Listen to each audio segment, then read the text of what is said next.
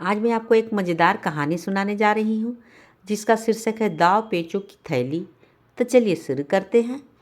बात उन दिनों की है जब खोजा की प्रसिद्धि देश विदेश में फैल चुकी थी।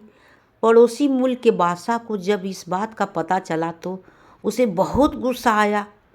उसने अपने मंत्रियों को बुलाकर कहा, सुना है कि हमारे पड़ोसी मुल्क में नसरुद्दीन खोजा नाम का एक आदमी अपने बादशाह को हमेशा उल्लू बनाता रहता है।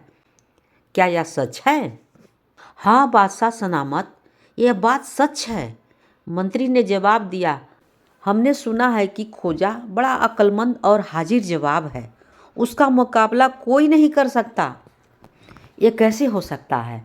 बादशाह बोला, एक मामूली आदमी आखिर इतना चतुर कैसे हो सकता है कि वह बादशाह को भी मात दे सके? आप सही फरमा रहे हैं हुजूर, हमें भी यकीन नहीं होता है। अंत में बादशाह ने खोजा को मात देने के लिए स्वयं पड़ोसी राज में जाने का फैसला कर लिया ताकि यह साबित कर सके कि एक बादशाह मामूली आदमी से कहीं ज़्यादा अक्लमंद होता है। खोजा के मुल्क में पहुंचकर बादशाह ने देखा कि एक आदमी खेत में काम कर रहा है। बादशाह ने उसके पास जाकर उससे पूछा, तुम्हारे मुल्क में नसरुद्दीन खोजा नाम का एक आदमी रहता है? मैं उससे मिलना चाहता हूँ और देखना चाहता हूँ कि आखिर वह कितना अक्लमंद है। यह सुनते ही उस आदमी ने जो खेत में काम कर रहा था वही आदमी स्वयं को खोजा था, उसी का नाम खोजा था, वही नसरुद्दीन खोजा था। बादशाह की बात को भांप लिया और बोला, मैं ही नसरुद्दीन खोजा हूँ।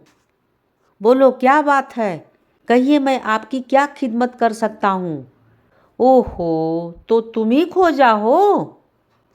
बादशाह कटाक्ष करते हुए बोला, मैंने सुना है तुम बड़े ही धोखेबाज हो, पर मैं तुम्हारे धोखे में हरगिज नहीं आऊँगा।